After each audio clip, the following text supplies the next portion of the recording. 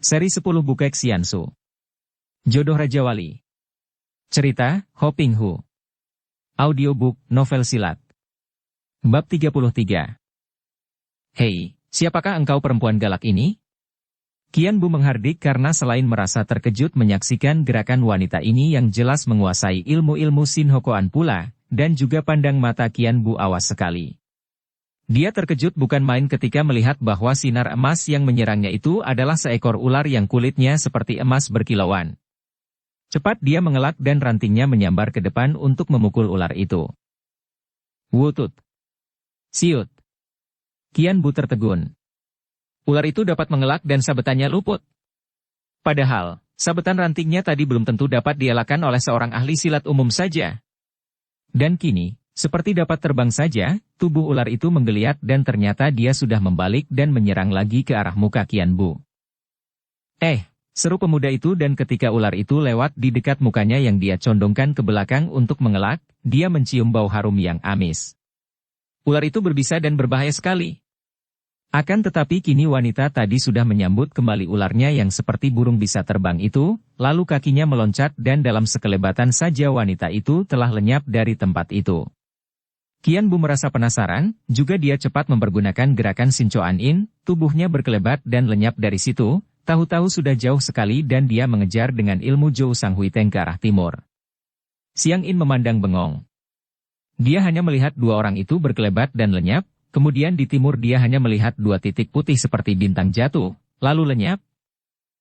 Xiang In menarik napas panjang, penuh kekaguman.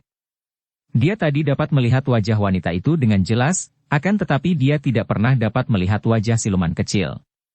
Sudah dua kali dia bertemu dengan pendekar sakti yang terkenal sekali itu, namun kedua kalinya dia tidak berkesempatan untuk berkenalan, bahkan melihat wajahnya pun belum, atau sedikitnya tidak jelas sama sekali karena dilihatnya dari samping, itu pun masih tertutup sebagian oleh rambut putih. Xiang In muncul dari tempat sembunyinya dan menghampiri tempat bekas pertempuran tadi. Dilihatnya api unggun telah padam, akan tetapi dua paha kijang masih berada di situ, ditusuk bambu dan sudah matang. Melihat paha kijang, perutnya menjadi lapar lagi dan tanpa mempedulikan siapa yang memiliki daging paha kijang itu, dia lalu mengambil dua paha itu dan mulai menggerogotinya. Sedap sekali. Kiranya siluman kecil itu pandai memanggang paha kijang, pikirnya. Diberi bumbu pula dan diberi garam. Bukan main. Xiang In cepat membawa dua buah paha kijang yang sudah matang itu kembali ke dalam hutan. Dengan lahap dia makan daging itu.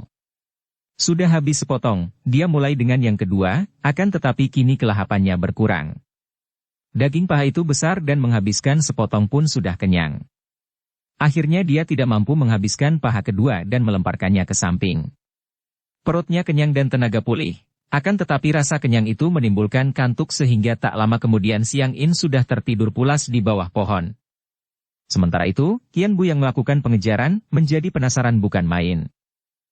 Tak disangkanya bahwa wanita itu amat hebat larinya, memiliki ginkang yang mencapai tingkat sempurna sehingga dia sendiri tertinggal jauh dan sebentar saja bayangan wanita itu sudah lenyap dan dia berdiri termangu-mangu karena tidak tahu ke arah mana larinya bayangan yang lenyap itu. Dia merasa menyesal sekali. Betapapun cepat larinya wanita itu, kalau dia mengejarnya di waktu siang, tentu dia akan tahu ke arah mana larinya. Kini, hanya sinar bulan remang-remang saja yang membantunya maka dia kehilangan jejak. Dia hanya ingin mendapat kepastian dari wanita itu apakah benar wanita itu murid ibu angkatnya. Akan tetapi dia segera teringat. Bukankah wanita itu tadi meninggalkannya ketika mendengar jerit wanita dari jauh itu? Dan jerit itu datang dari arah lereng bukit di depan. Teringat akan ini, Qian Bu melanjutkan larinya menuju ke bukit yang nampak remang-remang di depan. Setelah tiba di lereng bukit itu, kembali Qian Bu menjadi bingung. Dia memperhatikan dan mendengar-dengarkan, namun tidak terdengar suara apapun. Akhirnya, dengan untung-untungan dia memasuki sebuah hutan kecil. Bulan bersinar sepenuhnya tanpa terhalang mega sehingga sinarnya cukup terang juga. Tiba-tiba dia melihat tubuh 5 orang berserakan di atas tanah, di depan sana. Dia teringat betapa wanita lihai tadi sedang mencari-cari 5 orang laki-laki yang bergolok panjang. Jangan-jangan. Dia cepat berlari menghampiri dengan penuh kewaspadaan. Ketika dia tiba di tempat itu, dia mengerutkan alisnya. Di situ nampak mayat seorang wanita muda yang cantik dan 4 orang laki-laki tinggi besar yang kelihatan kasar dan bengis wajah mereka. Akan tetapi 4 orang laki-laki itu tewas dalam keadaan mengerikan. Mereka rebah dengan pakaian hancur dan tubuh penuh luka-luka berjalur-jalur merah, seolah-olah seluruh tubuh mereka disayat-sayat dengan pisau tajam. Qian Bu teringat akan Hutim yang mempunyai bulu-bulu putih halus itu dan dia merasa ngeri. Betapa kejamnya wanita itu, agaknya dalam kemarahan dan kebencian yang amat hebat. Wanita itu telah mencambuki 4 orang laki-laki ini dengan bulu-bulu kebutannya yang kalau digerakkan dengan tenaga sinkang hebat tentu berubah menjadi benda yang amat menyeramkan, dapat dipakai seperti puluhan buah pedang tajam yang menyayat-nyayat kulit daging. Dengan perasaan muak Qian Bu lalu mendekati mayat wanita muda cantik yang agaknya masih utuh tubuhnya itu. Akan tetapi ketika dia mendekat, memandang jelas, dia lalu membuang muka dan mengutuk. Wanita itu setengah telanjang dan dari keadaan tubuhnya yang berlepotan darah, Qian Bu dapat menduga bahwa wanita muda ini tentu telah menjadi korban perkosaan yang amat keji dan buas. Tiba-tiba, bagaikan seekor kijang melompat tubuh Qian Bu melesat ke kiri dan di lain saat dia telah menyambar tengkuk seorang laki-laki dan melemparkannya ke atas tanah, di dekat mayat-mayat itu. Kiranya tadi dia mendengar ada gerakan di kiri dan cepat dia menyambar, dan ternyata di tempat itu terdapat seorang laki-laki yang bersembunyi. Laki-laki ini tubuhnya juga sudah tersayat-sayat, pakainya robek-robek dan mukanya membayangkan ketakutan sampai bola matanya berputaran memandang ke kanan-kiri. Kemudian dia bangkit berlutut dan mengangguk-angguk ke depan kaki Qian Bu sambil mengeluarkan suara seperti orang menangis. Ampun. Ampunkan saya. Tubuhnya menggigil. Siapa kau? Qian Bu membentak dengan suara bengis. Saya. Bernama Giam Ho. Harap Tayyab Sudi mengampuni saya, orang itu meratap. Harap Tayyab Sudi menolong dan menyelamatkan saya. Nama Tayyab sudah terkenal di seluruh Kangou. Harap lindungi saya dari iblis betina itu. Huhu.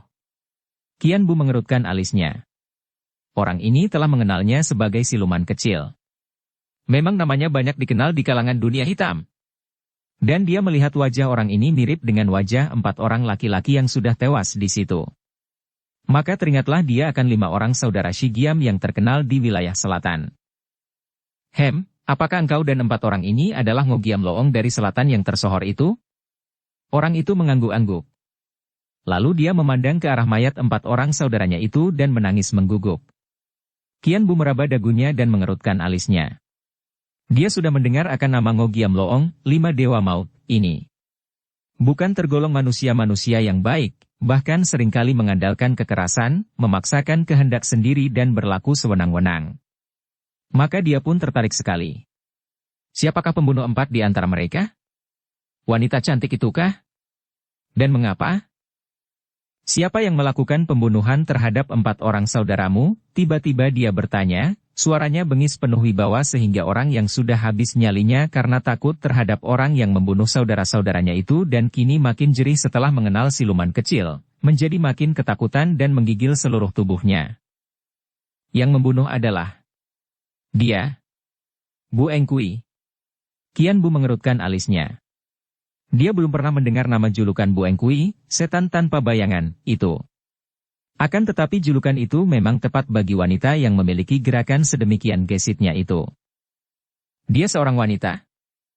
Begitulah yang saya dengar. Orang yang bernama Giam Hok itu menjawab ketakutan. Dan namanya Oyan Hui? Kali tidak demikian muridku. Saya mendengar kabar bahwa dia Xiao. Akan tetapi tidak tahu jelas. Apa artinya kata-katamu ini? Qian Bu membentak marah. Saudara-saudaramu ini jelas dibunuh orang, dan melihat keadaan tubuhmu, agaknya engkau pun nyaris tewas pula, dan sekarang kau bilang hanya mendengar kabar. Apakah engkau tidak melihat pembunuh-pembunuh saudaramu ini? Dia bergerak seperti setan hampir tak dapat saya lihat. Bayangan berkelebat kadang-kadang ada kadang-kadang tidak dan yang terdengar hanya bunyi bersuitan sinar putih bergulung-gulung dan kami sudah disayat-sayat. Baiknya dia menyangka saya telah mati pula dan dia melesat pergi.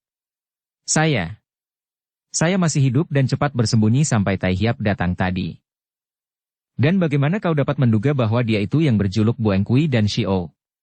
Qian Bu mendesak lagi. Saya, telah lama mendengar akan Bu Engkui yang amat kejam dan mengerikan itu. Dan bahwa dia Xiao. Hidup di Kincoatu, Pulau Ular Emas. Tapi saya belum pernah bertemu dengan dia. Kau belum pernah bertemu dengan dia, dan tadi pun tidak dapat kau melihat wajahnya, akan tetapi bagaimana kau tahu dia itu Bu Engkui Ouyang Hui? Karena, sebelum berkelebat pergi, saya pura-pura menggeletak mati, dia mengeluarkan suara ketawa mengejek dan berkata, Bu Engkui tidak dapat mengampuni segala cacing busuk. Qian Bu mengerutkan alisnya. Tak salah lagi, tentu wanita yang menyerang tadi itulah yang telah melakukan pembunuhan-pembunuhan mengerikan ini. Bu Engkui Ouyang Hui, murid dari ibu angkatnya, berarti masih sucinya sendiri. Seorang pembenci pria yang amat kejam dan ganas.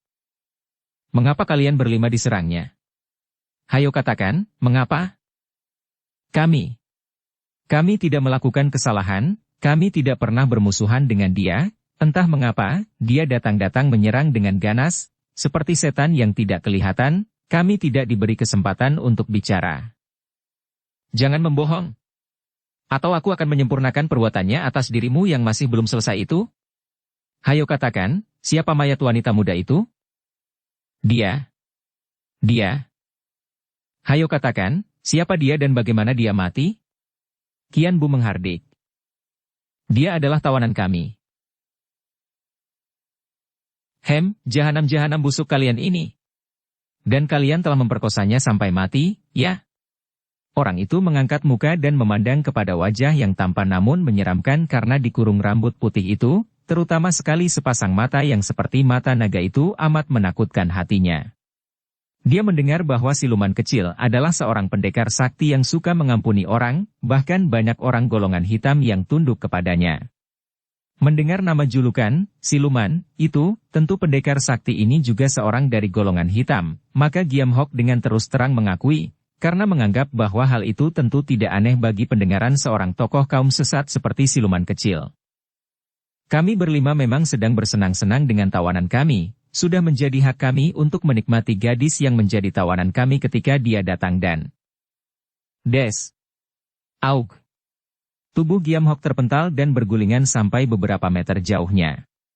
Qian Bu berdiri dengan alis berkerut. Dia tadi menendang tubuh di depannya itu saking muak dan marahnya.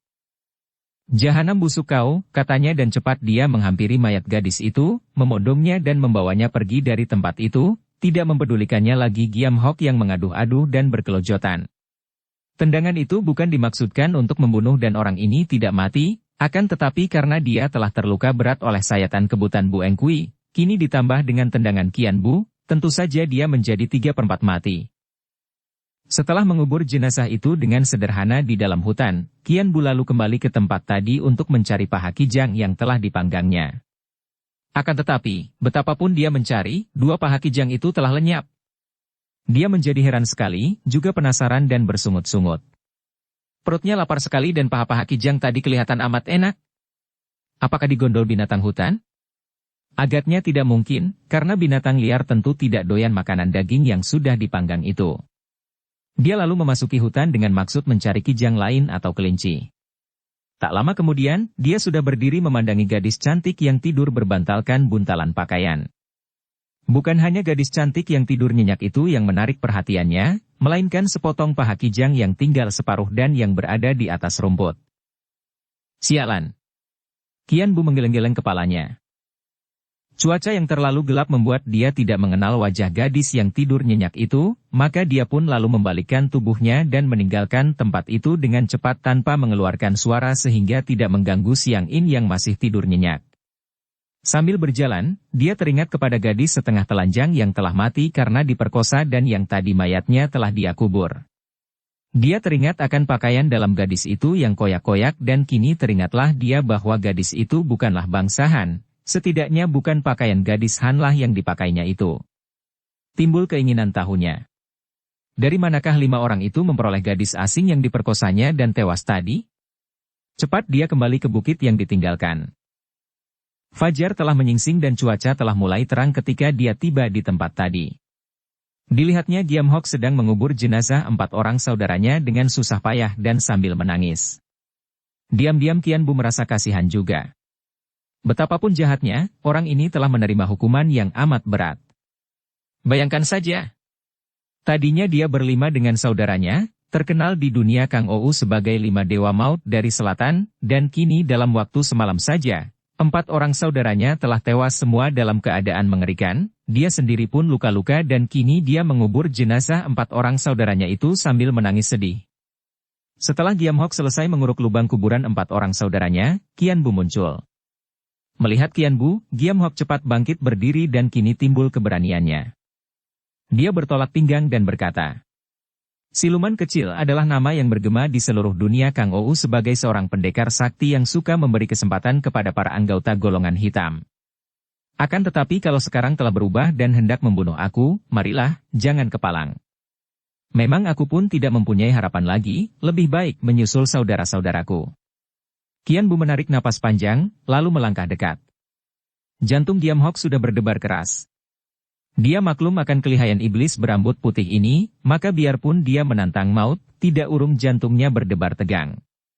Akan tetapi Qian Bu tidak menggerakkan tangan, melainkan menunduk, menutupi muka dengan rambut putihnya dan dari celah-celah rambut itu sepasang matanya yang mencorong tajam itu mengerling. "Giam Hock Loheng," katanya ramah. "Jangan mengira yang bukan-bukan. Biarpun engkau memang sudah layak dibunuh 10 kali, akan tetapi aku bukanlah seorang yang haus darah.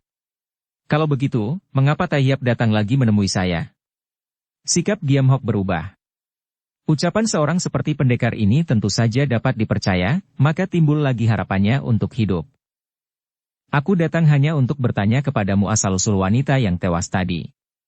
Dari manakah engkau memperolehnya atau menawannya?" Tiba-tiba sikap Giam Hock menjadi berubah lagi, dan dia kelihatan takut sekali. Dia menoleh ke kanan-kiri dan seolah-olah ingin melarikan diri. Melihat ini, Qian Bu menjadi heran dan tertarik. "Giam Loheng, jangan takut. Ceritakan sebenarnya. Dari mana kalian memperoleh dia? Kulihat dia bukan seperti orang sini." Dia berhenti sebentar dan menyambung. "Dia seperti orang dari Butan. Benarkah?" Memang keadaan pakaian wanita itulah yang amat menarik perhatian Qian Bu. Pakaian itu mengingatkan dia kepada Putri Shanti Dewi. Karena itulah maka dia sampai mau menemui lagi orang si Giam itu. Akan tetapi Giam Hock menggeleng kepala. "Saya tidak tahu. Hanya dia. Dia itu sesungguhnya adalah seorang di antara dayang-dayang yang melayani." Kembali Giam Hock berhenti dan memandang ke kanan-kiri, ketakutan. "Orang si Giam?"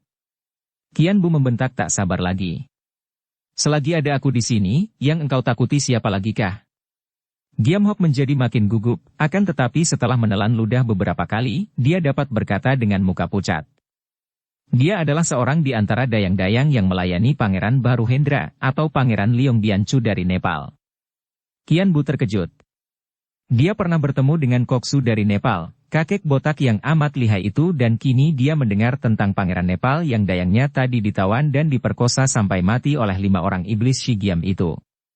Pantas saja pakaiannya mirip dengan pakaian Shanti Dewi, karena memang negeri Nepal hampir sama dengan negara Bhutan, merupakan negeri-negeri tetangga di sebelah barat, di pegunungan Himalaya. "Hei, bagaimana kalian bisa memperoleh seorang dayang Pangeran Nepal?" tanyanya, tertarik. Giam Hock menarik napas panjang dan berkata, "Itulah yang menjadi gara-gara sampai 4 orang saudaraku tewas semua." Lalu dia bercerita dengan suara sedih. "Kami berlima mendengar bahwa Pangeran Nepal kini berada di lembah Huang Ho, di sarang Kui Leongpang, dan kami mendengar bahwa pangeran itu royal sekali terhadap orang-orang Kang Ou yang suka bersahabat dengan dia. Kami lalu mengunjungi lembah itu dan memang benar, Pangeran Leong itu mengumpulkan banyak orang pandai, bahkan kabarnya hendak membangun lembah itu menjadi benteng yang amat kuat. Akan tetapi sungguh menggemaskan, terhadap kami 5 orang Giam Loong dia memandang rendah dan kami diberi pekerjaan mengepalai orang-orang yang menggali parit untuk dibangun sebagai dasar dari tembok benteng. Kami merasa penasaran akan tetapi tidak berani membantah karena pangeran itu selain sakti juga dibantu oleh banyak orang-orang yang luar biasa tinggi kepandaiannya. Maka kami bersikap sabar, sampai kami mendapat kesempatan melarikan diri sambil membawa seorang dayang cantik dari pangeran itu yang kami anggap sebagai hadiah. Dayang itu memang cantik jelita dan tubuhnya berbau sedap, sayang dia tidak kuat dan lebih celaka lagi. Ketika kami sedang lari, kami berjumpa dengan Bu Engkui. Untung kami masih dapat melarikan diri ke dalam hutan, berlindung di kegelapan malam. Akan tetapi, ketika kami sedang menikmati hadiah kami itu, muncul si setan tanpa bayangan sehingga akibatnya. Beginilah, Qian Bu tertarik sekali mendengar akan Pangeran Nepal yang berada di lembah Huangho, di sarang perkumpulan Kui Liongpang itu. Mau apa seorang Pangeran Nepal main-main di tempat ini? Bahkan mau membangun sebuah benteng? Hadirnya Koksu Nepal yang lihai itu di istana Gubernur Honan saja sudah amat mencurigakan hatinya, apalagi ketika dia mendapat kenyataan bahwa gubernur itu memang bermaksud buruk dan hendak membangkang terhadap kekuasaan kerajaan. Suma Qian Bu adalah putra majikan Pulau Es, dia adalah putra dari Putri Nirahai yang berdarah keluarga kaisar. Maka tentu saja di dalam batinnya terdapat perasaan setia terhadap kerajaan sehingga berita tentang pangeran asing itu menarik hatinya dan menimbulkan kecurigaannya. Melihat wajah siluman kecil itu kelihatan tertarik sekali, maka Giam Hok lalu melanjutkan. Memang aneh-aneh yang terjadi di lembah itu, Tai Hiap. Pangeran Nepal itu dibantu oleh banyak orang pandai dan luar biasa. Bahkan saya melihat kakek raksasa yang amat menyeramkan, yang kabarnya adalah kakek majikan Pulau Neraka yang kesaktiannya melebihi iblis sendiri, akan tetapi yang mempunyai seorang anak perempuan yang seperti bidadari. Ah! Qian Bu benar-benar tertarik. Kiranya Hektiau Lomo telah berada di sana pula, dan putrinya itu, Kim Huili, juga diajak ke tempat itu. Apa maksudnya tokoh jahat itu berada di sana dan apa artinya semua itu? Jangan-jangan di sana menjadi sarang mereka yang merencanakan pemberontakan. Memang tempat itu baik sekali, di perbatasan antara Provinsi Honan dan Hopei. Dia harus menyelidikinya. Tai Hiap. Ah. Giam Hok melongo karena pemuda yang tadinya masih berada di depannya itu tahu-tahu telah lenyap entah kemana perginya. Lembah Huangho yang menjadi benteng pertahanan Kui Liongpang itu benar-benar amat hebat.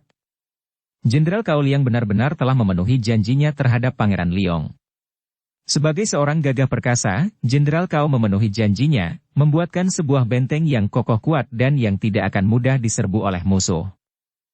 Benteng itu terletak di lembah sungai yang mengalir di belakang benteng dan amat sukarlah untuk menyerbu benteng melalui sungai karena sungai itu lebar sekali dan di bagian itu merupakan bagian yang mengandung banyak pusaran air. Selain berbahaya bagi perahu-perahu yang berani mendatangi benteng dari belakang, juga sebelum musuh dapat mendekati, tentu pihak penjaga benteng sudah dapat menghujankan anak panah ke perahu-perahu itu. Di kanan kiri benteng itu terlindung oleh tebing yang amat curam, juga dari kanan kiri ini sukar sekali musuh dapat menyerbu. Jalan satu-satunya adalah dari depan, akan tetapi tentu saja jalan ini diperketat penjagaannya sehingga dari jarak beberapa li sebelum tiba di benteng, musuh sudah akan nampak dan dapat dikepung karena jalan menuju ke benteng itu melalui jalan terusan yang di kanan kirinya terapit tebing curam. Pasukan musuh yang melalui terowongan atau jalan yang terapit tebing ini sama dengan membunuh diri, karena tentu saja penyerangan dari atas kedua tebing di kanan kiri itu akan sukar sekali mereka tangkis atau balas. Akan tetapi, biarpun tidak dapat disangkal pula bahwa tempat itu merupakan tempat berbahaya dan sukar ditembus oleh pasukan, namun tidaklah merupakan tempat yang tak mungkin didatangi oleh seorang pendekar yang berkepandaian tinggi seperti siluman kecil, Suma Qian Bu yang datang sendirian saja. Menjaga penyelundupan pasukan besar tentu saja mudah, akan tetapi sama sekali tidak mudah bagi para penjaga untuk dapat melihat Qian Bu yang menyelinap masuk dengan pengerahan ilmunya meringankan tubuh. Yang membuat dia dapat bergerak seperti burung terbang itu. Qian Bu juga tidak kurang hati-hati. Dia maklum bahwa tempat itu amat berbahaya, apalagi karena di situ terdapat orang-orang yang amat sakti seperti Hektiau Lomo dan Koksu Nepal itu. Maka dia tidak berani muncul di siang hari dan menyelundup ke lembah itu, melainkan menanti sampai malam tiba. Bagaikan seekor burung saja ringannya, tubuh Qian Bu berloncatan, mula-mula melalui pohon, sampai ke puncak pohon dan tiba-tiba tubuhnya berkelebat ke atas, berjungkir balik beberapa kali, makin lama makin tinggi sampai dia mencapai puncak tembok benteng. Sukar membayangkan ada seorang manusia dapat berloncatan sampai setinggi itu. Orang lain, betapapun lihainya, tentu akan menggunakan tali untuk memanjat naik. Memang tingkat ginkang yang dimiliki atau dikuasai oleh Qian Bu sudah amat tinggi sehingga untuk waktu itu, jarang ada yang dapat menandinginya. Akan tetapi, begitu kakinya menyentuh dasar puncak tembok, tiba-tiba saja terdengar suara kelenengan di tempat penjaga yang berada di setiap sudut tembok benteng. Qian Bu terkejut bukan main dan cepat memeriksa bawah kakinya. Kiranya, di atas tembok itu terbentang tali yang amat halus dan karena malam hari itu gelap, maka dia tidak melihat kawat halus itu. Apalagi di waktu malam, bahkan andai kata dia meloncat ke tempat itu di siang hari, belum tentu dia dapat melihat kawat halus yang warnanya sama dengan kawat tembok itu. Dan kakinya hanya menyentuh kawat itu sedikit saja, namun ternyata sudah cukup bagi alat rahasia ini untuk membunyikan kelenengan di pondok penjaga. Memang hebat sekali perlengkapan yang dipasang sebagai penjagaan keselamatan yang diatur oleh Jenderal Cao Liang. Begitu ada suara kelenengan, maka segera terdengar suara suitan-suitan bersambung-sambung, tidak terlalu keras sehingga tidak akan meributkan penduduk di sebelah dalam benteng atau di lembah itu, namun cukup untuk memberitahu kepada seluruh penjaga yang bertugas di sekeliling benteng. Qian Bu menjadi bingung. Dia masih berada di atas tembok, dan kini dia sudah ketahuan oleh penjaga. Cepat dia lalu meloncat ke sebelah dalam tembok, hinggap di atas atap rumah penjaga dan mendekam di balik wuwungan tinggi, mengintai ke depan. Nampak olehnya betapa para penjaga menjadi sibuk dan banyak sekali pasukan-pasukan kecil hilir mudik dengan obor-obor di tangan. Celaka, pikirnya, benteng ini benar-benar amat rapi penjagaannya dan melihat pakaian seragam itu, agaknya benteng ini penuh dengan pasukan-pasukan terlatih. Padahal, tidak demikian sesungguhnya.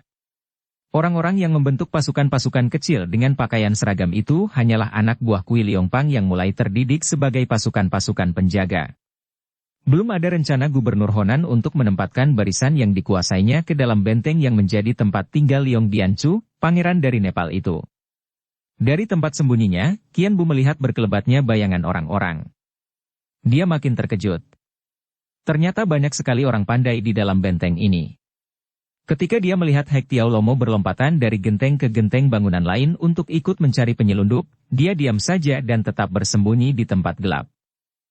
Dari arah lain dia melihat pula bayangan yang juga amat ringan, dan ternyata bahwa orang itu adalah seorang kakek tua yang wajahnya amat menyeramkan tertimpa sinar lampu dan obor, muka tengkorak yang menakutkan sekali, pakaiannya serba hitam, dan muka tengkorak yang putih seperti kapur itu kelihatan jelas sekali di atas pakaiannya yang hitam. Itulah Hekua Lokui. Kemudian datang pula seorang laki-laki tinggi besar yang kepalanya tertutup sorban dan jenggotnya sampai ke perut, memegang sebatang tongkat panjang kayu cendana. Kakek bersorban ini gerakannya juga amat hebat sehingga Qian Bu menjadi makin kaget. Yang kelihatan saja sudah ada 3 orang sakti di situ. Ternyata cerita Giam Hok itu benar juga. 3 orang kakek itu berhenti tak jauh dari tempat dia bersembunyi, dan mereka bercakap-cakap. Maka dia lalu mengerahkan pendengarannya untuk menangkap percakapan mereka. Jangan membolehkan para penjaga memukul tanda bahaya lebih dulu, terdengar kakek bersorban berkata dengan suaranya yang kaku. Jangan sampai mengagetkan pangeran kalau belum jelas persoalannya. Penjaga-penjaga tolol itu. Belum apa-apa sudah ribut sendiri. Lokui, anak buahmu itu benar-benar tidak becus, berkata Hek Tiao Lomo. Hekua Lokui memandang marah. Yang tidak becus adalah Jenderal Cao itu.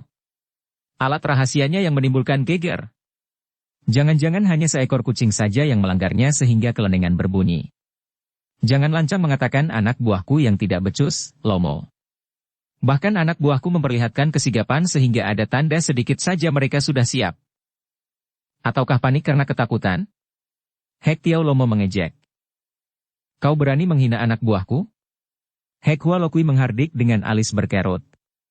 Melihat 2 orang kakek ini yang memang seringkali saling berbantahan dan saling tidak mau kalah, kakek Nepal bersorban itu cepat menengahi dan berkata, "Sudahlah, sesungguhnya tidak ada yang bersalah dalam hal ini.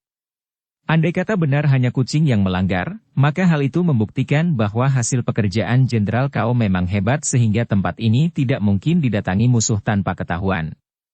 Dan anak buah Kui Liongpang juga sudah membuktikan kesigapan mereka sehingga membuktikan pula baiknya disiplin yang ditanamkan oleh Jenderal Cao. Hanya jangan sampai hal ini didengar oleh pangeran. Kalau hanya masuknya kucing yang melanggar alat rahasia itu sampai mengagetkan pangeran, kita semua tentu akan menerima teguran keras.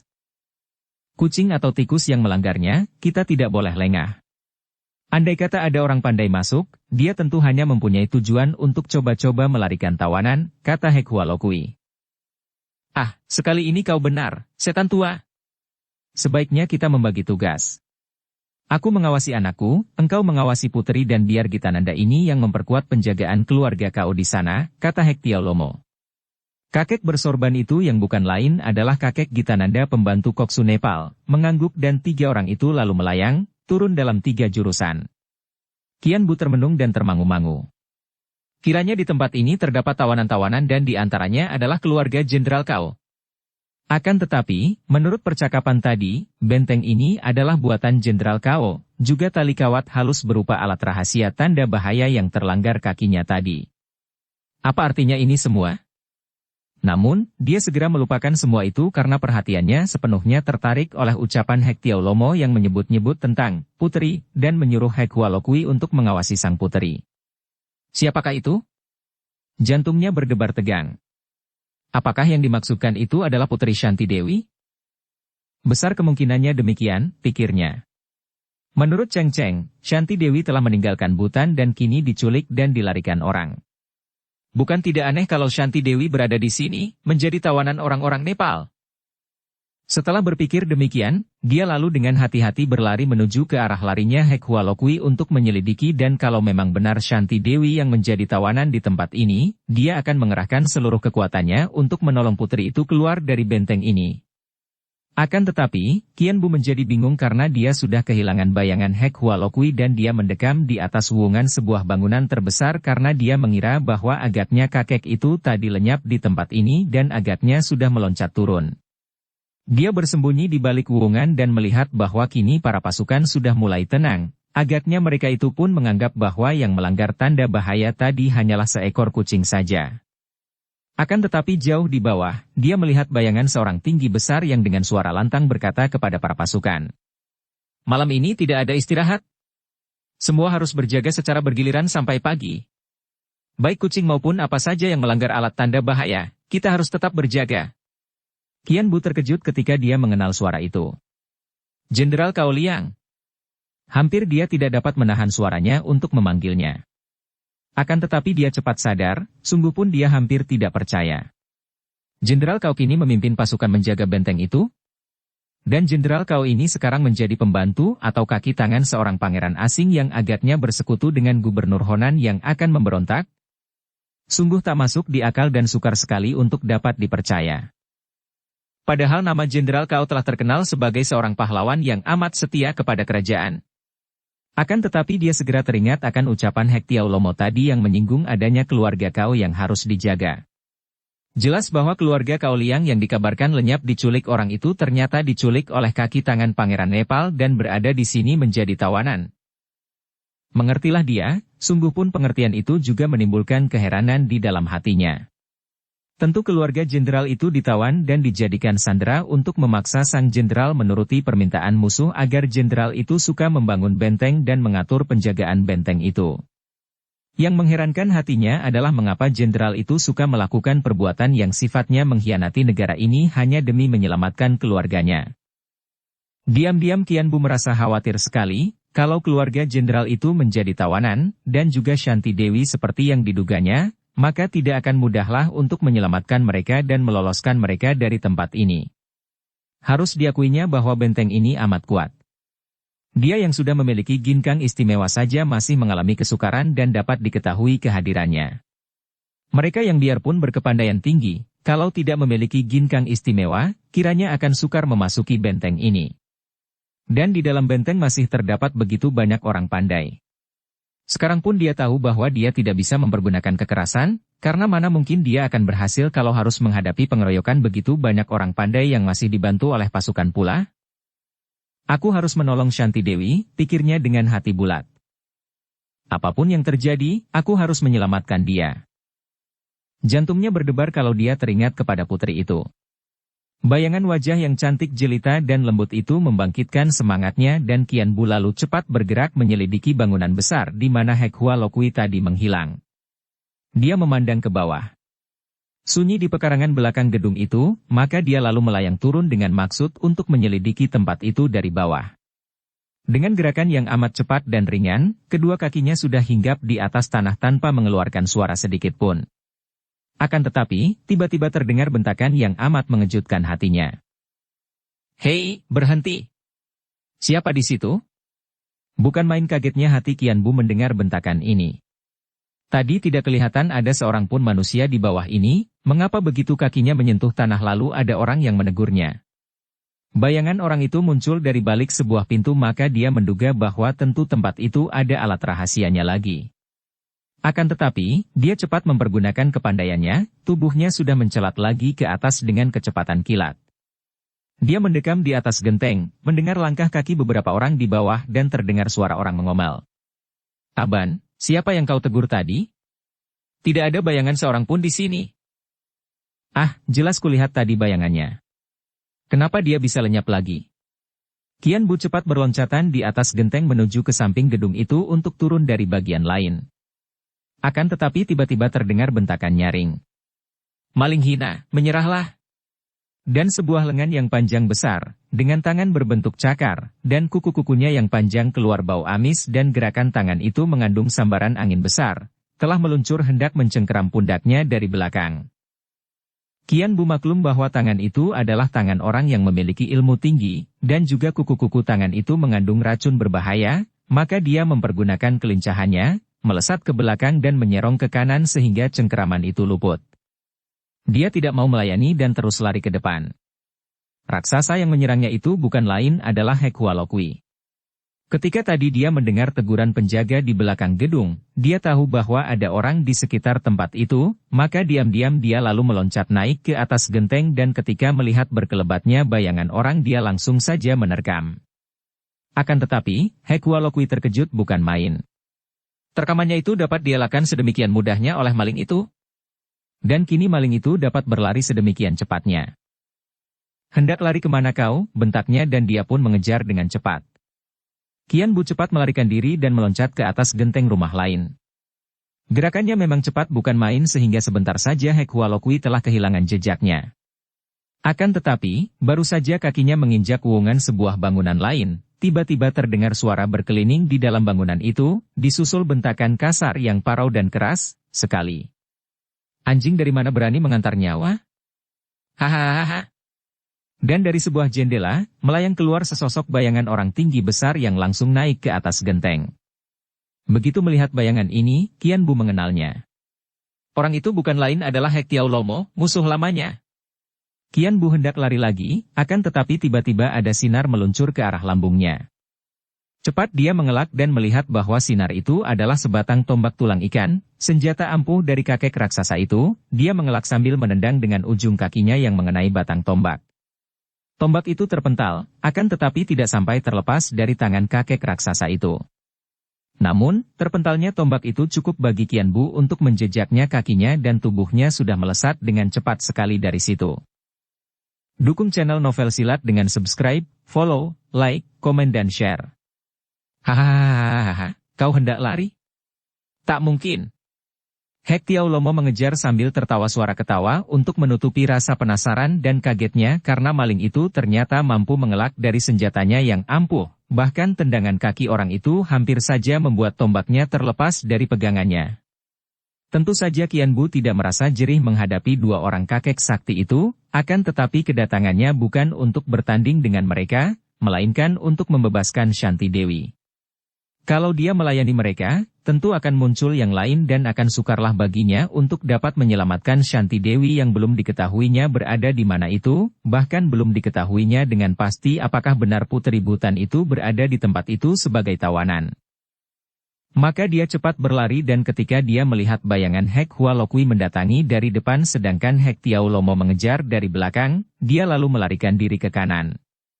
Akan tetapi baru saja dia melompat ke atas genteng bangunan di sebelah kanan, tiba-tiba muncul belasan orang pasukan yang melepaskan anak panah ke arahnya.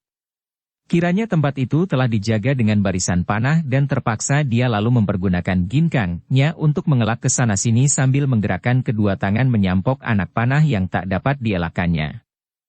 Melihat bahwa di depan telah dihadang, dia lalu membalikkan diri lagi dan berlari ke jurusan kiri. Tempat yang agak terang karena di situ terdapat sebuah bangunan yang amat megah, Agaknya merupakan bangunan induk dan tempat itu terang sekali, bahkan di atas genteng juga terang karena ada lampu-lampu besar digantung di tingkat atas. Celaka, belum juga dia tahu di mana adanya Shanti Dewi, kalau benar darah itu ditawan di situ, dia telah ketahuan. Lebih baik aku menyelamatkan diri lebih dulu, baru kemudian mencari akal untuk menyerbu tempat ini, kalau perlu minta bantuan kakaknya atau teman-teman lain. Berpikir demikian, melihat jalan kanan kiri dan belakang sudah dihadang musuh, Qian Bu meloncat ke atas bangunan yang megah dan terang itu. Dia mengerahkan ginkangnya dan mempergunakan ilmu Zhou Sang Hui Teng, kedua kakinya seolah-olah tidak menyentuh genteng dan tubuhnya melesat ke depan, kemudian jarak antara bangunan ini dan bangunan megah itu diloncatinya dengan gerakan yang membubung ke atas. Tubuhnya berjungkir balik beberapa kali dan akhirnya dengan ringan kedua kakinya hinggap di atas wungan gedung megah yang terang benderang itu. Brak! Tiba-tiba genteng yang diinjaknya itu, yang diinjak dengan ringan sekali, mengeluarkan suara keras dan terbuka, disusul menyambarnya puluhan batang amgi, senjata gelap, berupa jarum, paku, piau, pisau dan sebagainya lagi. Qian Bu sejak tadi tidak pernah kehilangan kewaspadaannya, maka begitu genteng-genteng itu terbuka dan dari dalam menyambar sinar-sinar senjata gelap itu, dia sudah mendahuluinya meloncat turun dari atas genteng dan karena tidak ada tempat lain yang dapat diloncatinya, terpaksa dia melayang turun ke bawah, sebuah ruangan terbuka yang amat terang dan sunyi, tidak nampak seorang pun manusia. Tiar! Sebelum tubuhnya turun ke atas lantai ruangan terbuka itu, lebih dulu Qian Bu melemparkan sebuah genteng yang tadi disambarnya ketika dia meloncat. Genteng itu menimpa lantai dan pecah berantakan, namun tidak ada akibat apa-apa, maka barulah Qian Bu berani turun dan hinggap di dekat pecahan genteng itu. Ternyata ruangan yang lantainya dari batu ini tidak dipasangi alat rahasia, akan tetapi kesunyian tempat itu amat menyeramkan karena begitu kosong, begitu terang dan begitu sunyi. Sebelum Qian Bu bergerak, telinganya mendengar sesuatu, mendengar gerakan-gerakan di sekeliling tempat itu dan kini bermunculanlah orang-orang di sekeliling ruangan terang itu, makin lama makin banyak dan ternyata bahwa tempat itu telah terkepung. Tidak kurang dari 50 orang bersenjata lengkap mengepung tempat itu dan kini tempat itu telah tertutup oleh pagar manusia. Qian Bu berdiri dengan kedua kaki terpentang lebar, kedua lengannya tergantung di kanan kiri tubuhnya, muka agak menunduk dan sebagian tertutup oleh rambutnya yang panjang riap-riapan dan berwarna putih. Dia kelihatan seperti sebuah arca saja karena tidak pernah bergerak, namun mendatangkan perasaan ngeri di dalam hati para pengepungnya. Hanya mata di balik tirai rambut putih itu saja yang bergerak memandang ke kanan kiri, sikapnya tenang namun jelas bahwa setiap jalur urat syarafnya menegang dan dalam keadaan siap siaga. Melihat pemuda berambut putih ini, sekarang jelas sekali karena penerangan di situ menjadi makin terang dan semua mata ditujukan kepada Qian Bu. Siluman kecil. Qian Bu mendengar bisikan-bisikan yang keluar di sana-sini di antara para pengepung itu. Tahulah dia bahwa para prajurit atau anak buah pasukan itu bukanlah orang-orang asing karena ternyata telah mengenalnya. Memang, para penjaga yang kini menjadi pasukan berseragam itu adalah anak buah Kui Liongpang, maka tentu saja mereka mengenal siluman kecil karena biarpun jarang di antara mereka ada yang pernah melihatnya, setidaknya mereka telah mendengar nama pendekar itu dan keadaannya yang aneh menyeramkan. Aha, kiranya tempat kami mendapatkan kehormatan, dikunjungi oleh seorang tokoh besar yang namanya menggemparkan dunia persilatan. Sicu, benarkah engkau yang dijuluki orang siluman kecil? Qian Bu mengerling ke kiri dan melihat bahwa dari sebuah pintu muncul beberapa orang tinggi besar mengiringkan seorang pemuda tinggi tegap yang tampan. Pemuda itu memakai pakaian yang serba indah gemerlapan, kepalanya tertutup sorban yang dihiasi permata besar dan bulu burung dewata, tubuhnya tinggi tegap, kulitnya kecoklatan, matanya yang cekung itu mempunyai biji mata yang amat tajam seperti mata burung hantu, hidungnya panjang melengkung ke bawah seperti paruh betet, rambutnya hitam agak kemerahan, hampir menyamai kulitnya. Usia pemuda ini sekitar 30 tahun dan pembawaannya ramah, namun juga penuh dengan wibawa. Agaknya inilah Pangeran Baruhendra atau Pangeran Liong Bianchu dari Nepal itu, pikirnya. Qian Bu memperhatikan orang-orang yang berjalan di belakang pangeran ini. Pertama-tama dia mengenal Hek Tiao Lomo, kakek yang menjadi majikan Pulau Neraka itu. Semenjak dia berusia belasan tahun, dia sudah mengenal kakek ini, bahkan dia bersama kakaknya, Qian Li, pernah menjadi tawanan kakek itu di Pulau Neraka, baca cerita kisah sepasang Raja Wali. Dan setelah dia dewasa, dalam peristiwa pemberontakan dua orang Pangeran Liong, dia pun pernah bertemu dengan lawan ini. Bukan itu saja, tadi pun dia telah bertanding segebrakan melawan kakek ini yang kini makin lihai saja. Namun, sebaliknya, kakek yang seperti raksasa itu agaknya tidak lagi mengenal Qian Bu, dan kini memandang dengan penuh perhatian karena hati kakek ini tertarik sekali ketika mendengar bahwa orang yang disangkanya maling dan yang tadi ternyata memiliki kepandaian amat tinggi itu ternyata adalah siluman kecil. Nama tokoh yang dalam waktu beberapa tahun ini menggemparkan dunia persilatan dengan sepak terjangnya yang hebat sehingga nama itu ditakuti oleh seluruh tokoh kaum sesat dan disegani oleh semua tokoh golongan putih pula. Di samping Hek Tiao Lomo berdiri Hek Hua Lokui, kakek bermuka tengkorak yang menjadi majikan lembah itu atau ketua dari Kui Liong Pang. Juga dia melihat kakek bersorban yang jenggotnya panjang sampai ke perut dan memegang tongkat kayu cendana. Selain tiga orang kakek ini, nampak pula banyak orang-orang yang kelihatannya berkepandaian dan yang tidak dikenalnya. Memang banyaklah yang datang mengepung, maling, itu, di antaranya terdapat Hiu Sek, atau yang oleh para anggota Kui Liong Pang lebih dikenal dengan sebutan Hiu Pangcu, bekas ketua Huang Ho Kui Liong Pang sebelum Hek Hua Lokui muncul di situ. Juga hadir pula Hawa Guji, yang memegang senjata dayung panjang. Seperti juga Hiu Pangcu, Hawa Guji yang tinggi kurus ini pun merupakan tokoh Kui Liong Pang. Masih ada lagi tiga orang kakek yang bukan orang-orang biasa, karena mereka itu adalah para pembantu Huai Kongcu, tokoh-tokoh Liong Simpang yang kini bergabung dan bersekutu dengan Pangeran Nepal. Mereka bertiga itu adalah Hak Im Chu, Ban Kin Kui Kuan Okei, dan Hai Liong Ong Chiok Gutu. Di samping tiga orang tokoh Liong Simpang ini, masih terdapat pula beberapa orang yang berpakaian sebagai orang-orang Butan, dan mereka ini adalah para pembantu Mohinta, panglima muda dari Butan itu. Qian Bu maklum bahwa dia kini dikepung oleh orang-orang pandai. Hanya Koksu Nepal saja yang tidak dilihatnya berada di situ, namun orang-orang ini sudah cukup tangguh kalau mereka maju semua untuk mengeroyoknya. Mendengar pertanyaan yang diajukan oleh pangeran dari Nepal itu, yang bertanya dengan sikap ramah, Qian Bu yang cerdik maklum bahwa pangeran ini agaknya sedang mencari dan mengumpulkan tenaga yang kuat untuk membantunya.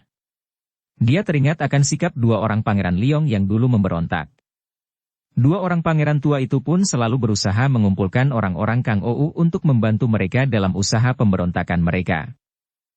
Kini, Pangeran Nepal ini agaknya juga bersikap ramah untuk berusaha menariknya agar suka menjadi kaki tangannya.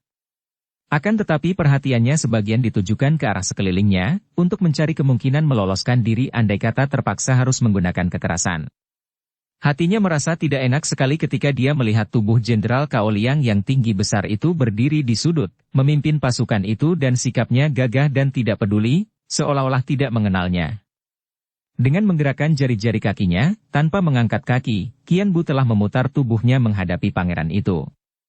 Sejenak mereka berdua saling pandang dan sang pangeran bergidik juga melihat sepasang mata dari balik tirai rambut putih itu menyambar dengan ketajaman yang menusuk perasaan. Hebat orang ini, pikirnya, kalau saja aku dapat menaklukkannya. Tidak keliru dugaan itu. Bukankah aku berhadapan dengan Pangeran Baru Hendra dari Nepal? Tanya Qian Bu dengan suara lirih namun terdengar jelas sekali oleh semua yang hadir.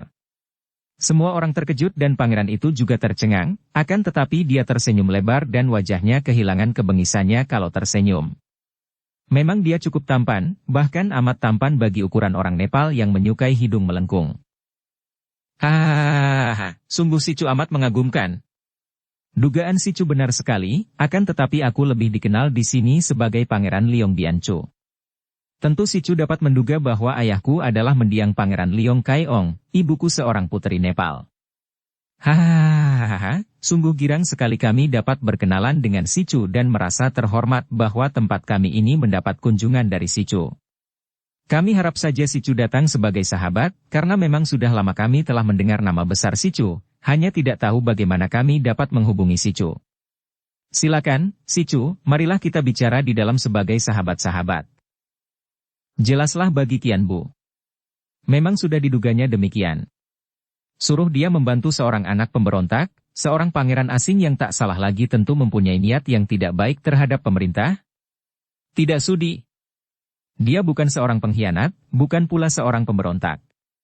Dia mengerling ke arah Jenderal Cao Liang dan melihat betapa kebetulan sekali jenderal itu memandang kepadanya. Orang tua itu cepat menundukkan muka dan kelihatan berduka sekali. Kesempatan itu dipergunakan oleh Qian Bu untuk menegur jenderal yang dianggapnya pengecut dan pengkhianat itu. Pangeran, saya datang bukan sebagai musuh, karena saya tidak mempunyai urusan pribadi dengan pangeran, akan tetapi melihat betapa Koksu Nepal bersekutu dengan Gubernur Honan, saya mendapatkan kesan kurang baik terhadap orang-orang Nepal. Maaf, pangeran, bukan maksud saya untuk menyinggung Paduka, akan tetapi saya bukanlah seorang rendah dan hina yang dapat diajak bersahabat kalau yang mengajaknya itu termasuk golongan pemberontak. Suara ini lirih saja, akan tetapi Qian Bu maklum bahwa suara itu keluar dari tenggorokan Jenderal Cao Liang. Ketika dia mengerling, jenderal itu sudah mundur dan menyelinap di antara para pasukan. Pangeran Liong Bianchu dan para pembantunya terlalu marah demi mendengar ucapan Qian Bu itu sehingga mereka tidak mendengar suara yang keluar dari tenggorokan jenderal itu, karena dalam waktu yang bersamaan mereka pun sudah mengeluarkan suara menggereng marah. Namun, Pangeran Liong Bianchu benar-benar amat cerdik. Dia dapat menekan kemarahannya, memberi isyarat dengan tangan kepada para pembantunya agar jangan turun tangan lebih dulu, kemudian dia merangkap kedua tangan di depan dada, menghadapi Qian Bu dan berkata sambil tersenyum. Hebat sekali. Si Chu masih muda, sudah mengangkat nama besar, dan ternyata memiliki jiwa pahlawan pula. Kalau si Chu berkeberatan untuk datang sebagai sahabat kami, lalu kami harus menganggap si Chu datang ini sebagai apakah? Diam-diam Qian Bu kagum juga atas ketenangan pangeran itu. Bahkan para pembantu pangeran itu sudah memandang kepadanya dengan marah. Akan tetapi sang pangeran ini sendiri sama sekali tidak kelihatan marah. Dia pun balas menjura dengan hormat dan berkata halus. Maaf, pangeran. Memang kedatanganku ini lancang dan untuk itu aku mohon maaf. Aku datang bukan sebagai musuh dan bukan pula sebagai sahabat, melainkan sebagai seorang yang mendengar adanya hal yang tidak semestinya dan karenanya terpaksa aku datang untuk minta kepada pangeran agar suka membereskan yang tidak semestinya itu. Si Chu mendengar apakah? Bahwa pangeran telah menawan seorang wanita yang bernama Shanti Dewi, maka aku minta agar pangeran suka membebaskan dia, katanya dengan suara tegas. Terdengar suara bentakan marah dan sang pangeran menoleh. Yang membentak itu adalah Mohinta sendiri, putra panglima tua di Bhutan. Seperti kita ketahui, Mohinta dan para pembantunya telah tiba di dalam benteng itu dan menjadi sekutu pangeran Nepal itu pula. Sang pangeran lalu tersenyum dan berkata kepada Qian Bu. Si Chu, perkenalkanlah, inilah dia saudara Mohinta, panglima muda dari Bhutan yang bertanggung jawab atas keselamatan Putri Shanti Dewi. Lebih baik dialah yang menjawab permintaanmu tadi, karena dia lebih berhak. Mohinta lalu melangkah maju menghadapi Qian Bu yang memandang kepadanya dengan penuh perhatian. Siluman kecil, tahukah engkau siapa adanya nama yang kau sebutkan tadi? Tanya Mohinta dengan marah. Shanti Dewi? Dia adalah putri Bhutan, jawab Qian Bu. Nah, dia adalah putri Bhutan dan junjungan kami. Pada saat ini, akulah yang bertanggung jawab atas keselamatan sang putri. Beliau berada di sini sebagai tamu agung, bagaimana engkau berani menuduh yang bukan-bukan? Hak apakah yang ada padamu untuk menguruskan diri beliau? Tentu saja Qian Bu merasa terdesak. Kalau benar orang ini adalah tokoh Bhutan, tentu saja dia tidak berhak mencampuri. Akan tetapi, dia tentu saja tidak mau mengalah secara mudah. Aku adalah seorang sahabat baiknya. Bukan aku tidak percaya, akan tetapi aku baru yakin akan kebenaran ucapanmu itu kalau aku sudah dapat berhadapan dan bicara dengan dia sendiri. Persilahkan dia keluar dan bicara sendiri denganku. Keparat? Kau kira dia wanita macam apa? Mudah saja diajak bicara oleh segala macam orang sepertimu. Mohinta mendamprat dan dia sudah menerjang maju dengan kepalan tangannya untuk menghantam muka siluman kecil. Pemuda rambut putih ini diam saja, sama sekali tidak mengelak. Akan tetapi ketika kepalan tangan Mohinta sudah dekat sekali dengan mukanya, tiba-tiba tangan kirinya bergerak menangkis. Krek! Aug! Mohinta terpelanting dan memegangi lengan kanannya yang patah tulangnya. Para pembantunya maju dengan senjata terhunus, akan tetapi Pangeran Liong Bianchu yang tersenyum menyaksikan semua itu mengangkat tangan membentak mereka agar mundur. Aku tahu orang macam apa adanya Putri Shanti Dewi. Dia seorang wanita yang bijaksana agung dan berbudi mulia, tidak seperti engkau manusia rendah yang sombong. Qian Bu membentak ke arah Mohinta yang sudah dibantu orang-orangnya untuk bangkit berdiri. Mengingat bahwa engkau adalah orang Butan, maka aku memandang nama Putri Shanti Dewi mengampuni nyawamu. Gerakan Kian Bu tadi cepat bukan main, akan tetapi tidak mengejutkan para tokoh yang hadir karena mereka semua tahu bahwa kepandaian Mohinta masih jauh terlalu rendah untuk menyerang seorang tokoh seperti siluman kecil. Pangeran Liong Bianchu tertawa lagi. Hebat sepak terjangmu, si Chu. Akan tetapi harus kau ketahui bahwa urusan Putri Butan tentu saja kita harus tunduk kepada peraturan Butan dan di sini, yang berkuasa mengenai hal itu adalah Panglima Mohinta. Selain itu, apakah masih ada keperluan lain yang mendorong kedatanganmu ini?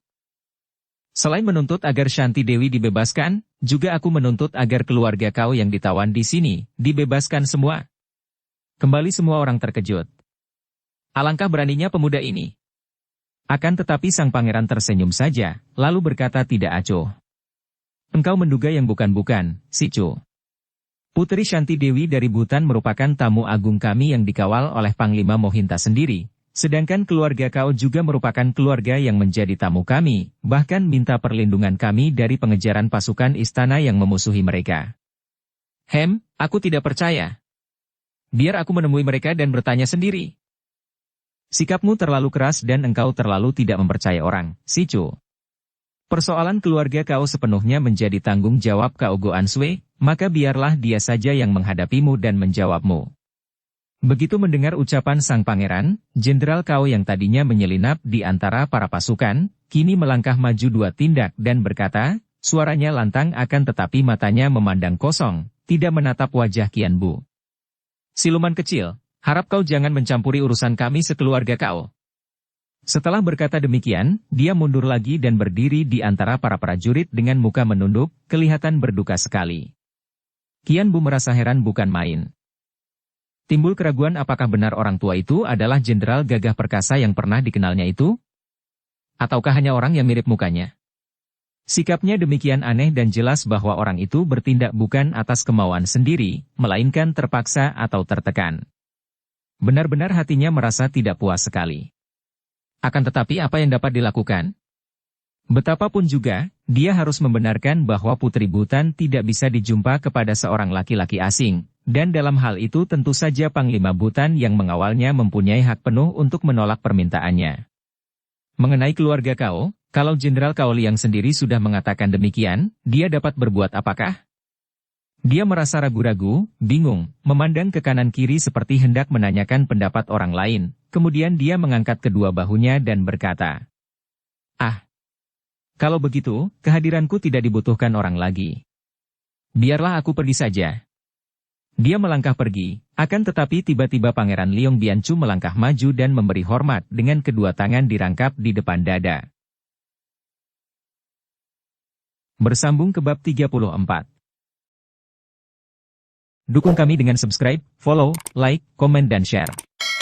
Terima kasih.